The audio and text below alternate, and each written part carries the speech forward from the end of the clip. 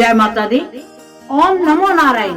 आज हम भगवान विष्णु का जो प्रियतम मास है, माघ मास के महात्म्य की जो कथा चल रही है, उसमें आज हम तीसरे अध्याय का श्रवण करेंगे, जिसके श्रवण मात्र से भगवान विष्णु की माँ लक्ष्मी की हमें विशेष कृपा प्राप्त होती है। तो चलो श्रवण करें माघ मास महात्म्य का तीसरा अध्याय। तब राजा दिलीप कहने लगे कि हे महाराज, ये पर्वत कितना ऊंचा है, कितना लंबा है, कितना चौड़ा है।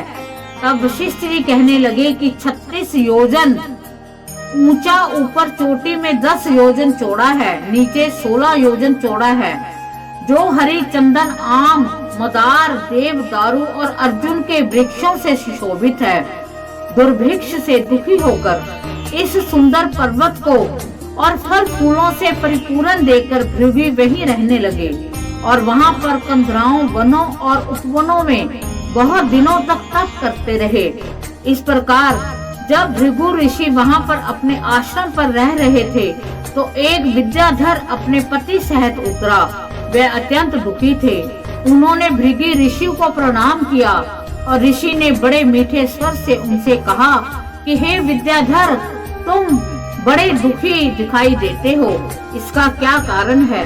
तब विद्याधर कहने लगा कि हे महाराज, पुण्य के फल को पाकर, स्वर्ग तथा देव तुल्य शरीर पाकर भी मेरा मुख व्याघ्र जैसा है। यही कारण मेरे दुख और अशांति का है।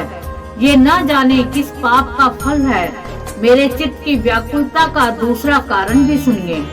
यह मेरी पत्नी अति रूपवती, मीठा वचन बोलने वाली, नाचने और गाने की कला में अति प्रवीण है, शुद्ध चित्त वाली है, सातों सुरों वाली, वीणा को बजाने वाली, जिसने अपने कंठ से गाकर नारद जी को प्रसन्न किया है, नाना स्वरों के नाद से वीणा बजाकर कुबेर को प्रसन्न किया है, अनेक प्रकार के नाच ताल से शिवजी महाराज भी अति प्रसन्न और रोमांचित हुए। शील, उदारता, रूप और यौवन में स्वर्ग की कोई अप्सरा भी ऐसी नहीं है। कहाँ ऐसी चंद्रमुखी स्त्री और कहाँ मैं व्याघ्र मुख वाला। यह चिंता सदैव मेरे हृदय को जलाती है। विद्याधर के ऐसे वचन सुनकर तीनों लोकों की भूत, भविष्य और वर्तमान की बात जानने वाले तथा दिव्य दृष्टि वाले ऋषि कहने लगे कि हे विद्याधर, कर्म के विचित्र फलों को प्राप्त होकर ज्ञानी पुरुष भी मोह को प्राप्त हो जाते हैं। मक्खी के पैर जितना विश्व प्राण लेने वाला हो जाता है। छोटे छोटे पापों का फल भी अत्यंत दुखदायी हो जाता है।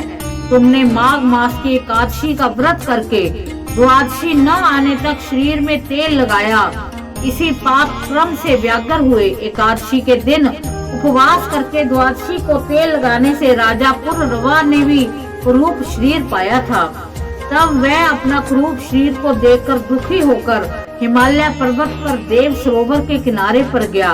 प्रीति पूर्वक शुद्ध स्नान कर कुशा के आसन पर बैठकर भगवान कमल नेत्र, शंख चक्र गदा पद्म को धारण करने वाले, पीताम्बर पहने वन माला धारण किए हुए विष्णु का चिंतन करते राजा पुरी रवा के 3 मास तक निराहार रह भगवान का चिंतन किया। इस प्रकार 7 जन्मों में प्रसन्न होने वाले भगवान राजा के 3 महीने के तप में ही अति प्रसन्न हो गए और माघ मास की शुक्ल पक्ष की एकादशी को प्रसन्न होकर भगवान ने अपने शंख के जल से राजा को पवित्र किया। भगवान ने उसके तेल लगाने की बात याद दिलाकर सुंदर देवताओं का सा रूप दिया, जिसको देखकर उर्वशी भी उसको चाहने लगी और राजा कृतकृत्य होकर अपनी पुरी को चला गया। भृगु ऋषि कहने लगे कि हे विद्याधर, इसलिए तुम क्यों दुखी होते हो? यदि तुम अपना ये राक्षसी रूप छोड़ना चाहते हो, तो मेरा कहना मानकर जल्दी ही पापों को नष्ट करने वाली हेमकूट नदी में माघ में स्नान करो, जहाँ पर ऋषि सिद्ध देवता निवास करते हैं। अब मैं इसकी विधि बतलाता हूँ। तुम्हारे भाग्य से माघ मास आज से 5वें दिन ही आने वाला है। पोष शुक्ला एकादशी से इस व्रत को आरंभ करो। भूमि में सोना जितेंद्रिय रहकर दिन में 3 समय स्नान करके महीना भर निराहार रहो। सब भोगों को त्याग कर तीनों समय भगवान विष्णु का पूजन करो। जब तुम द्वादशी को शिवजी स्तोत्र और मंत्रों से पूजन करोगे तो तुम्हारा मुख कामदेव के समान हो जाएगा और देवता भी तुम्हारा मुख देखकर चकित हो जाएंगे और तुम अपनी पत्नी के साथ सुख पूर्वक क्रीड़ा करोगे। माघ मास के प्रभाव को जानकर सदा माघ में स्नान करो। पाप और दरिद्रता से बचने के लिए मनुष्य को सदा यत्न से माघ मास का स्नान करना चाहिए। यह स्नान सब दानों और यज्ञों के फल को देता है और पापों का क्षय होता है। वशिष्ठ जी कहते हैं कि हे राजा, दिलीप की ये कथा भृगु जी ने विद्याधर को सुनाई। माघ योगों से भी बढ़कर तथा यज्ञों से बढ़कर गर्जना करता है। पुष्कर, कुरुक्षेत्र, ब्रह्मव्रत, काशी, प्रयाग तथा गंगा सागर जैसे संगमों से मनुष्य को जो फल 10 वर्ष में मिलता है, उतना ही फल माघ में स्नान करने से 3 दिन में मनुष्य को मिलता है। इसमें संशय नहीं है कि चिरकाल तक स्वर्ग में रहने की इच्छा करने वाले मनुष्य को सदा यत्न से माघ में स्नान करना चाहिए। आयु, आरोग्य, धन, रूप, कल्याण और गुण प्राप्त करने वालों को माघ का स्नान कभी नहीं छोड़ना चाहिए। स्नान करने वाला इस लोक से परलोक में सदा सुख पाता है। वशिष्ठ जी कहते हैं कि हे दिलीप, भृगु जी के ये वचन सुनकर ये विद्याधर अपनी स्त्री सहित उसी स्थान पर पर्वत के झरने से माघ मास का स्नान करता रहा और उसके प्रभाव से उसका मुख देव सदृश हो गया। वह मणिग्रीव पर्वत पर अनंत से रहने लगे और भृगु जी भी नियम की समाप्ति पर शिष्यों सहित इवा नदी के तट पर आ गए। इस प्रकार हमने भगवान नारायण की विशेष कृपा का जो महात्म्य चल रहा है, माघ मास का महात्म्य, उसके 3रे अध्याय को श्रवण किया। हम भगवान विष्णु जी से हाथ जोड़कर प्रार्थना करते हैं कि हे नारायण, हमारे सभी पापों को आप क्षमा कीजिए।